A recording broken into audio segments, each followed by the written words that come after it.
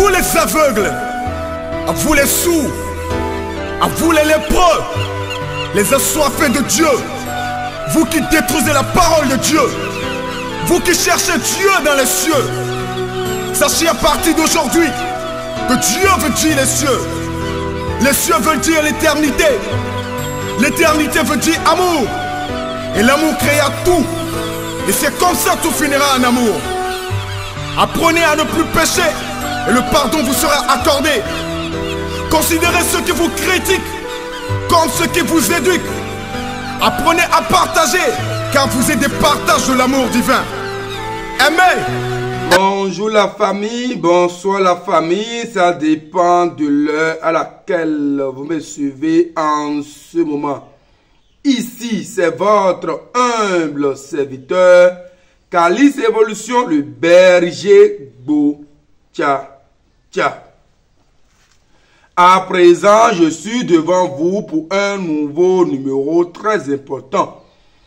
Alors, si vous êtes nouveau ou nouvelle, abonnez-vous massivement. Surtout, cliquez sur la cloche de notification pour ne plus rater à aucune de nos publications. Chers amis, c'est de ça il s'agit. Alors, cette émission sera basée sur les frais des travaux spirituels. Les frais des travaux spirituels. Parce que quand vous consultez les prêtres endogènes pour des boulots spirituels, le montant que ces derniers exigent pour vous aider. On va parler de ça parce que ça crée beaucoup de polémiques. Chers amis, soyez attentifs, surtout soyez posés. Et si vous voulez entrer en contact privé avec Calice Évolution, c'est le plus 229 01 95 57 49 76. Alors, à l'époque des aïeux, des ancêtres, pour avoir la connaissance spirituelle, c'était des échanges. Toi, tu as eu une connaissance, lui n'a pas. Dans le monde spirituel, soit cette plante, ça guérit telle maladie. C'est ta connaissance. Et pour prendre une connaissance chez ton voisin, il faudrait que tu lui donnes la connaissance que toi tu as par rapport à la plante qui traite tel problème, et lui te donnera en retour ce dont tu as besoin. Et avec le temps encore, tu donnes des bétails, c'est-à-dire tu donnes des brebis, tu donnes des champs pour avoir en retour la connaissance ou des services spirituels. Ça n'a jamais été gratuit. Mais si on va convertir l'échange que les ancêtres faisaient à l'époque, on peut dire que c'est cher, que c'est coûteux. Tout simplement, tu peux donner ton enfant en mariage à l'enfant de la personne et la personne te donne en retour des services spirituels. Ça se faisait. Ou tu donnes des terres. Je dis bien, tu donnes des terres et la personne te rend le service que tu souhaites. Ça se faisait à l'époque. Donc, il n'y a aucun service spirituel qui est gratuit. Et en plus, quand vous allez dans les églises, vous donnez des dîmes et offrandes, des frais de vision et tout. Chers amis, on ne va pas parler de ça aujourd'hui. On va parler que de la spiritualité endogène, de la pratique ancestrale. Et après, il y a eu la présence des cauris qui étaient à l'époque l'argent que l'on utilisait. Et pour conserver ces cauris, il faut faire quoi? Mettre dans les canaries et il faut les enterrer. Et après des années, on peut encore... C'était la banque. La banque à l'époque, c'est de creuser un trou et de mettre les cauris dans des canaries et vous mettez les canaries là dans les trous et vous fermez. Ça, c'était la banque avant. Mais aujourd'hui, l'or, le diamant, tout, les gens ont converti tout ça en des valeurs. Et ces valeurs aujourd'hui, c'est l'argent que nous utilisons. Alors, pour consulter à l'époque des ancêtres, il faut toujours déposer de l'argent. Et l'argent, ça peut être des cauris. Et quand le temps des cauris était passé, on a eu à utiliser la monnaie que nous avons aujourd'hui. Et la monnaie, il faut déposer pour consulter. Pourquoi les ancêtres faisaient ça? Parce que la connaissance n'est jamais gratuite. Parce que eux aussi, pour avoir ces connaissances, ils avaient fourni certains efforts ou sacrifices pour les avoir. Donc on ne donne pas gratuitement la connaissance, mais c'est en échange d'un bien. Tu dois faire du bien à la personne et tu donnes en retour la connaissance. C'était ça. Maintenant aujourd'hui, les travaux spirituels, pour le faire aujourd'hui, il faut avoir les matériels. Mais avant, au temps des parents, ces matériels étaient très moins coûteux. C'était des échanges, comme je viens de le dire. Mais aujourd'hui, il faut les acheter. Il faut les payer pour les avoir. D'accord? Maintenant, normalement, on ne doit pas dire à quelqu'un, il faut envoyer tel montant avant qu'il ne le fasse. C'est combien tu donnes. C'est en fonction de ça que tu auras la bénédiction. C'est de ça qu'il s'agit. Combien tu donnes, c'est en fonction de ça tu auras le retour positif. Quand tu avares, les dieux seront également avares envers toi.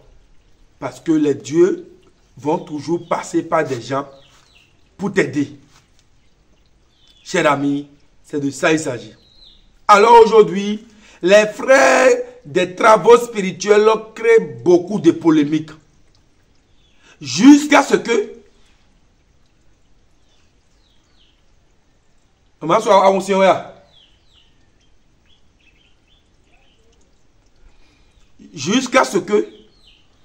les gens, je dis bien, jusqu'à ce que les gens accusent. C'est vrai qu'il y a beaucoup de prêtres endogènes qui sont des voleurs. Ils ne sont même pas des prêtres, c'est des gens qui se dispersent dans les gens et puis ils volent. Et en toute chose, il y a toujours des voleurs. En toute chose, il y a toujours des voleurs. Donc, il y a beaucoup de personnes aujourd'hui qui accusent les prêtres pour dire qu'ils sont chers, qu'ils exagèrent. Toi, tu n'as pas la maîtrise de la chose. Et on veut t'aider à trouver solution à ton problème. Et toi, tu trouves qu'il exagère. S'il exagère, combien tu trouves qu'on peut donner pour faire les choses? Si tu es déjà si intelligent et tu trouves déjà que le montant dit est déjà exagéré, ça veut dire que tu maîtrises déjà ce que tu veux faire. Maintenant, pourquoi veux-tu passer forcément par un prêtre endogène pour avoir solution à ton problème? Si déjà tu trouves que le montant qui t'a dit, il exagère, ça veut dire que tu as déjà une connaissance du montant. Alors, si tu as déjà une connaissance du montant, pourquoi ne pas t'aider toi-même à trouver solution à ton problème? Et celui que tu trouves qu'il est mieux, pourquoi ne pas simplement aller chez la personne pour qu'il t'aide? Celui qui veut construire une maison et les ouvriers lui ont fait des devis et le propriétaire est incapable d'acheter des matériels dont les ouvriers ont demandé pour construire sa maison. Si tu es un bon ouvrier, tu dois dire non. Je préfère que tu appelles quelqu'un d'autre qui va prendre le risque de te construire ta maison. Mais si jamais tu acceptes l'aider pour cette construction, si jamais la maison là tombe, si c'est une fondation, si la fondation est mal faite et que la maison s'écrase, si la maison se brise, si la construction tombe, tu seras accusé de tous les noms. D'abord, quand la police veut attraper quelqu'un, c'est d'abord le technicien et les ouvriers d'abord. Et le propriétaire. Le propriétaire peut changer d'avis en disant qu'il a fourni tous les matériels dont les ouvriers ont besoin pour construire sa maison. Et comme lui, il n'est pas un professionnel dans le domaine, c'est les professionnels qui seront enfermés et amendés. C'est comme ça la vie humaine. Si un patient est très intelligent que le médecin et que le patient qui dira ce que le médecin doit faire pour son rétablissement, cher ami, il faut laisser le patient qu'il se sauve lui-même. Sinon, à force que vous allez vouloir à tout prix le sauver, comme il est déjà si intelligent et qu'il sait déjà par quel chemin emprunter pour avoir solution, quel que soit ce que tu vas faire à ce patient, il va te dire que tu es un faux. Que normalement, c'est comme ça qu'il faut faire. Si un patient bavarde trop, si un patient bavarde trop, il est déjà très rusé, très intelligent de ce qu'il arrive comme problème, et que c'est lui qui doit t'imposer comment tu dois faire ton travail, cher ami, ce n'est pas un patient. C'est juste un profiteur ou un plaisantin ou un comédien. Sinon, tu ne peux pas enseigner à la personne qui veut t'aider ce qu'il doit t'enseigner. Si tu dois lui dire ce qu'il doit t'enseigner, ça veut dire que tu es déjà un professeur. Et tu connais déjà ce que tu veux entendre. Et pourquoi tu veux qu'on te le dise encore en retour? Tu es afro-descendant. Tu dis que non, au Bénin, les gens font le phare à 100 000 francs. Et que pourquoi eux là, on dit c'est 500 000, on dit c'est 600 000, on dit c'est 300 000, que c'est exagéré. Il y a des gens au Bénin ici qui font l'initiation au phare à 1 million. Je dis bien à 1 million de francs CFA. Pourtant, ils sont des Béninois. Vous savez, ce n'est pas l'initiation au phare qui est le problème. Cette initiation au phare, ça ne coûte absolument rien. Mais c'est ta vie qui est en jeu. C'est ta vie qui est en jeu. Et il faut mettre les prêtres là, il faut les mettre bien. Il faut les mettre dans une bonne condition. Pour que ta vie qui est en jeu, qu'ils fassent tout dans la bonne humeur pour que chacun sourie. Le phare même ne coûte rien. Peut-être le phare c'est à 70 000, 50 000 ou rien. Mais le monde qui viendra passer la journée comme la nuit dans la quête de ton bien-être, dans l'ambition de ton bien-être là, même si tu leur donnes 10 millions, ça ne suffit pas. Parce que c'est dans ça que tu dois dépenser pour avoir ce que tu veux de manière digne. Tu peux éviter de dépenser dans les bas maquis. Tu peux éviter de dépenser dans les funérailles. Tu peux éviter de dépenser dans les choses, mais ta propre vie, sur le plan spirituel, les gens en font et plus que ça, même s'ils sont béninois 100%. Les gens veulent laver simplement leur phare et ils dépensent des millions. Ils achètent des bœufs, pas possible. Et des millions juste pour laver son phare. Mais les apôtres se croient comme si, comme ils étaient volés, comme quelqu'un d'autre les a volés, ils vont mettre le tort sur tous les prêtres endogènes. Ils vont emballer eux tous en les convertissant comme des voleurs. Mais quand tu convertis ton prêtre endogène comme un voleur, pourquoi veux-tu traiter encore avec eux? Vaut mieux que vous allez dans un autre pays. Vous voulez venir aux sources de la spiritualité endogène. Vous voulez qu'on vous aide. C'est vrai, le chemin de la perfection est parsemé d'embûches. Les gens vont vous voler, vont vous truquer, vont vous faire tout. Mais quand tu es persévérant, tu vas tomber sur un bon monsieur ou une bonne personne. Mais si jamais tu gardes toujours la méfiance envers cette nouvelle personne que tu as trouvée, vaut mieux de ne plus faire l'effort de contacter un marabout pour tes travaux spirituels. Les afro-descendants, des fois, ils m'énervent.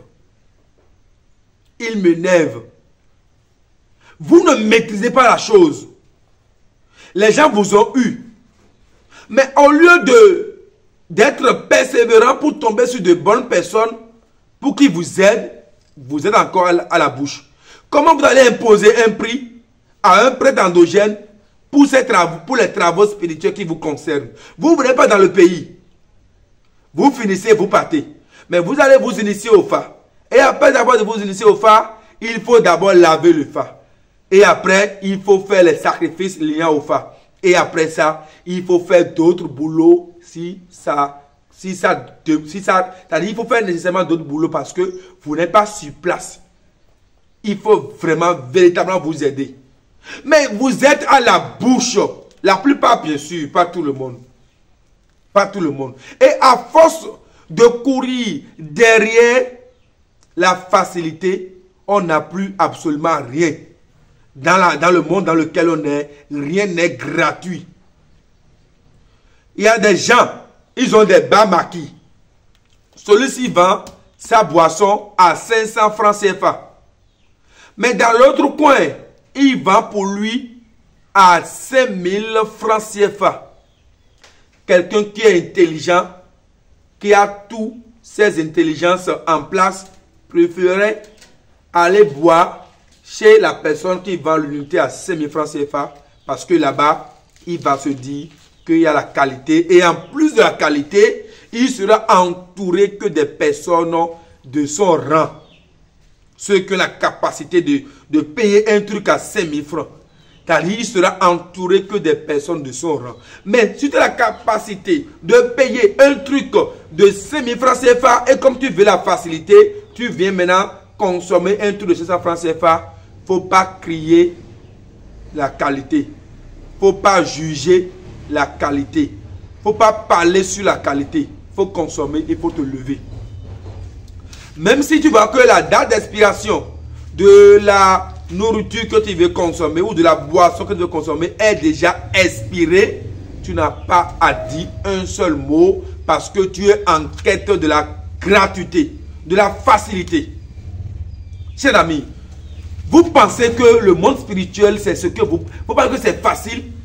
Les gens me diront que non, en Europe, l'hôpital est subventionné, il y a l'assurance. Tu oublies que, les efforts que tu fournis en allant au boulot et tout, c'est ces efforts-là qui ont créé l'assurance, qui ont créé aussi les subventions. Tu as oublié, même si toi tu ne fais rien, d'autres personnes luttent matin, midi, soir. Et c'est grâce à leurs efforts que toi tu as la subvention. Maintenant, le vaudou, on n'a aucune subvention. On n'a aucune subvention. Des fois, même le vaudou te dira que tu ne feras plus d'autre travail. Tu dois seulement t'occuper de lui seul. Tu ne vas plus exercer d'autres métiers à part lui. Si jamais tu t'entêtes à exercer autre métier, tu auras tous les problèmes du monde. Alors, le monsieur va rester du matin au soir avec son vaudou. Il n'a plus d'autre activité que ça. Il va préparer sa retraite dedans. Ça devient pour lui comme un métier. Il n'a pas le choix. Maintenant, toi, tu vas prendre l'avion de la France ou de la Guadeloupe ou de la Martinique ou de l'Antilles ou de la Caraïbe. Tu vas dépenser au moins minimum 1000 euros pour être sur la terre des ancêtres. Maintenant, sortir 500 000 francs CFA pour te soigner, tu trouves que c'est beaucoup, que tu préférais qu'on te fasse ça à 100 000 francs parce que tu trouves qu'il y a mieux ailleurs. Maintenant, si vous voulez partir, il faut partir sans bruit. Si vous voulez changer un prêtre endogène, il faut changer le prêtre sans bruit.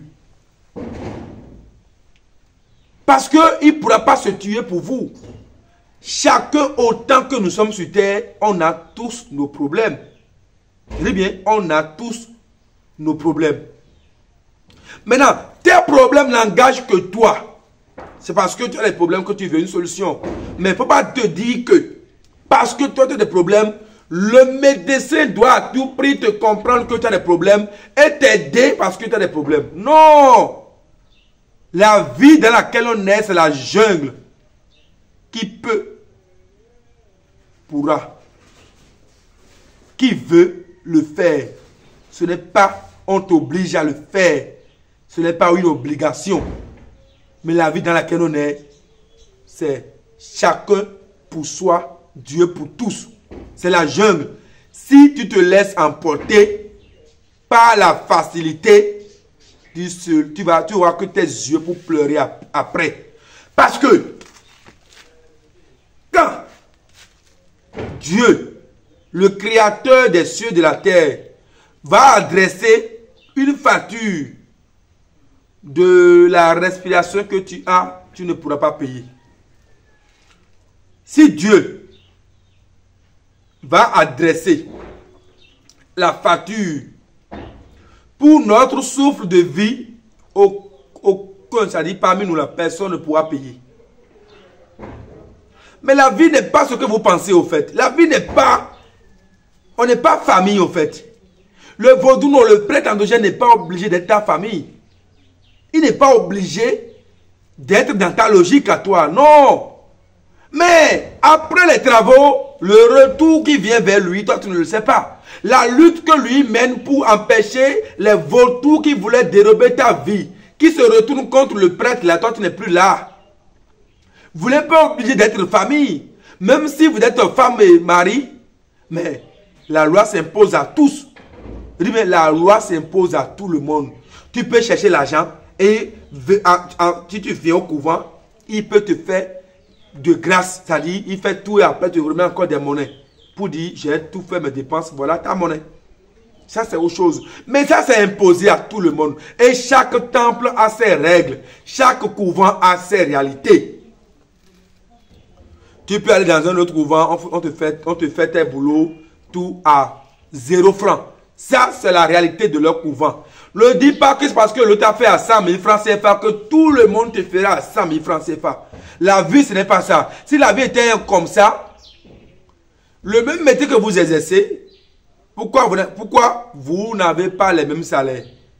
Le même métier que vous exercez, pourquoi vous n'avez pas les mêmes prestations? C'est-à-dire en termes de devis. Chacun se limite et ordonne des lois pour son temple. Si tu veux travailler avec la personne, il faut négocier pour que vous ayez un terrain d'entente, soit tu laisses. Mais le mieux, la négociation des fois, il ne faut pas le faire. Parce que c'est le prêtre qui sait ce qu'il veut te faire.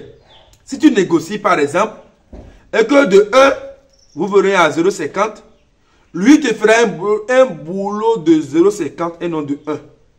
Je vous le dis en toute sincérité. Si c'est 1000 francs et que tu négocies à 500 francs, il te fera un boulot de 500 francs.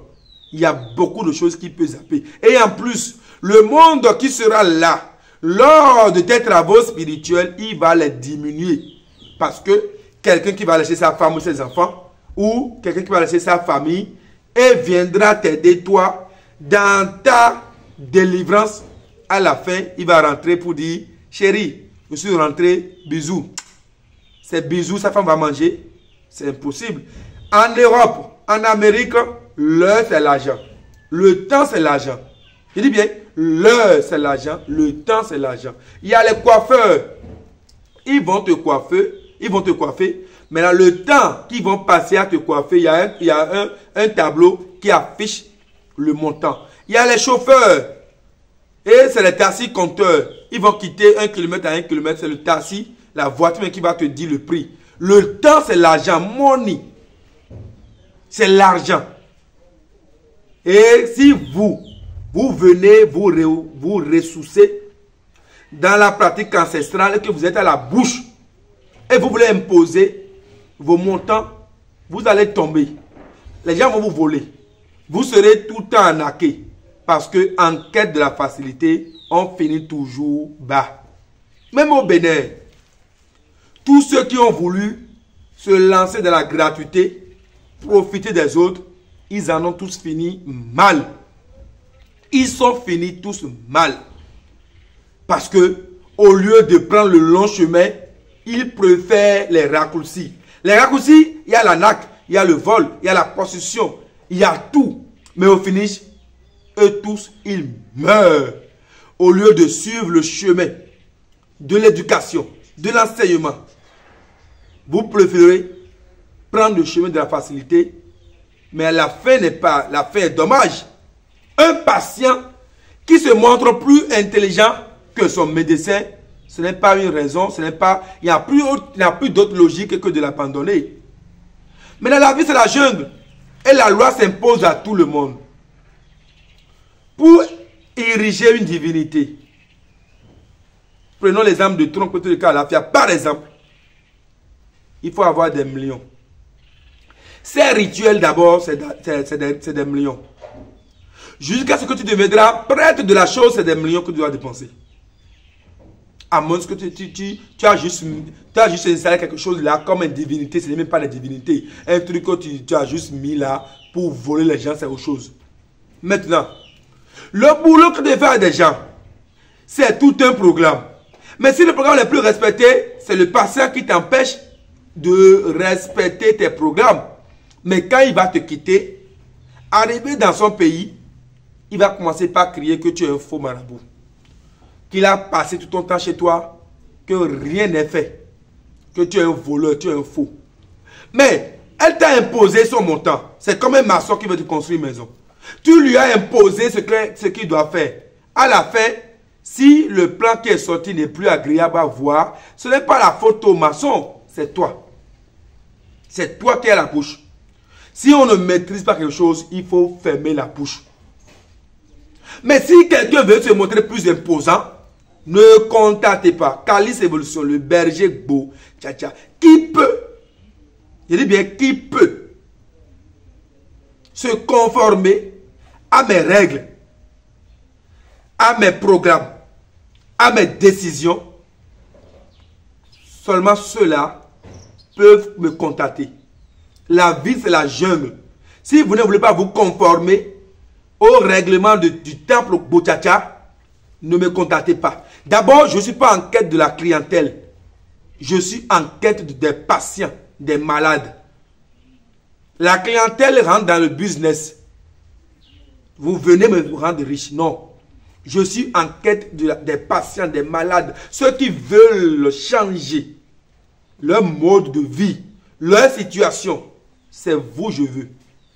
Mais quand vous voulez une solution, il faut mélanger la solution avec l'intérêt personnel à vous, liant à la facilité. Tu peux être la femme du prêtre du couvent. Tu peux être sa copine. Tu peux être son meilleur ami. Tu peux être son enfant. La loi, c'est la loi. Tu dois te conformer aux exigences. Parce que la vie humaine, elle est sacrée. Et on ne peut pas jouer avec. Et si vous ne voulez pas vous conformer à mes réalités, ce n'est pas une raison même de me contacter jusqu'à ce que demander une consultation. Tu peux être afro-descendant. Tu peux être noir plus que noir. J'ai la peau noire. Mais si tu veux te conformer aux exigences du couvent, contacte. Mais si tu n'as pas la capacité de te conformer à l'exigence du couvent, ne me contacte pas. Il y a une manière d'aider les gens. Il y a une manière d'aider les gens. Et quelle est la manière?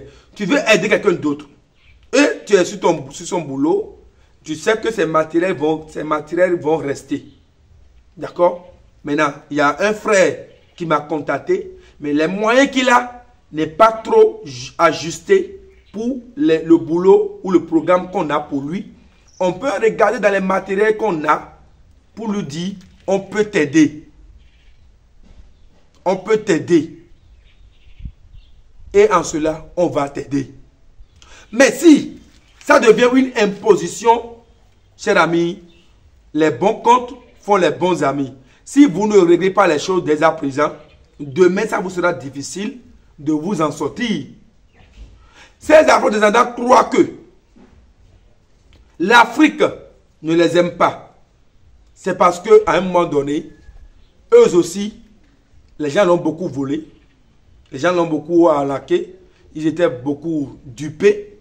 C'est vrai. Mais tout le monde ne peut jamais être pareil.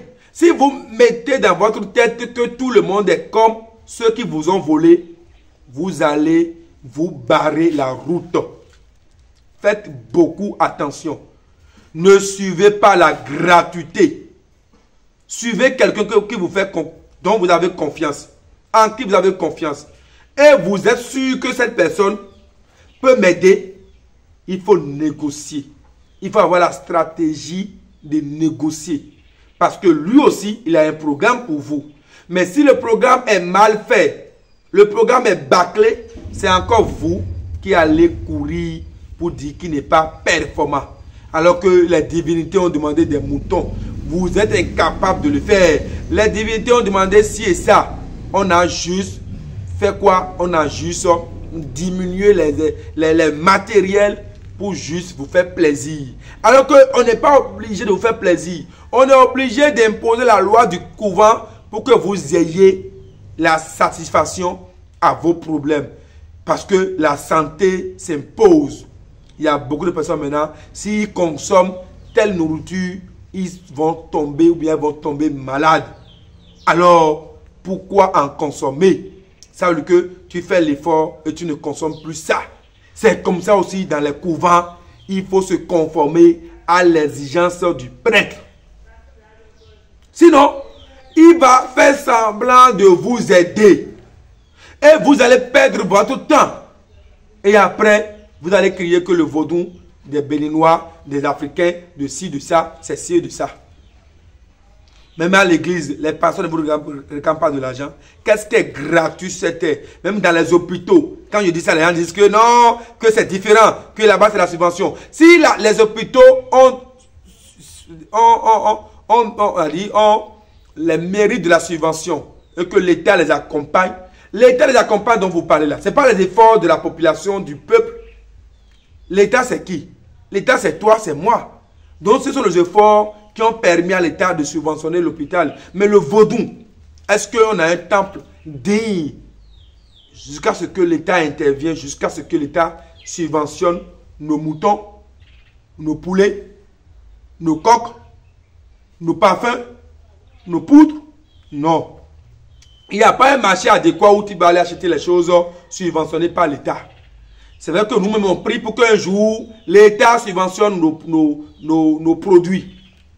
Pour que nous aidons en réalité les gens qui n'ont pas les moyens. Sinon, chacun doit se conformer à l'exigence du temple dans lequel il veut faire son boulot spirituel. Sinon, vous allez tous passer à côté. Je vous le dis en toute sincérité. D'abord, Calice Devotion, je ne suis pas ceux-là que vous voyez. Les gens disent que je suis hautain, que je manque de sagesse, que je suis quoi? J'ai oublié les mots. Que je suis aigri. Il y a des mots pas possibles que les gens disent. Mais, si toi tu es dans un problème, parce que tu as la conscience que tu es dans un problème, maintenant, il va venir et te supplier pour t'aider. Il va te dire merci et te supplier, s'agenouiller pour toi, pour t'apporter la solution. Ah, tu es dans un problème et tu veux que moi, Calice Evolution, je te demande encore pardon, viens, je vais t'aider.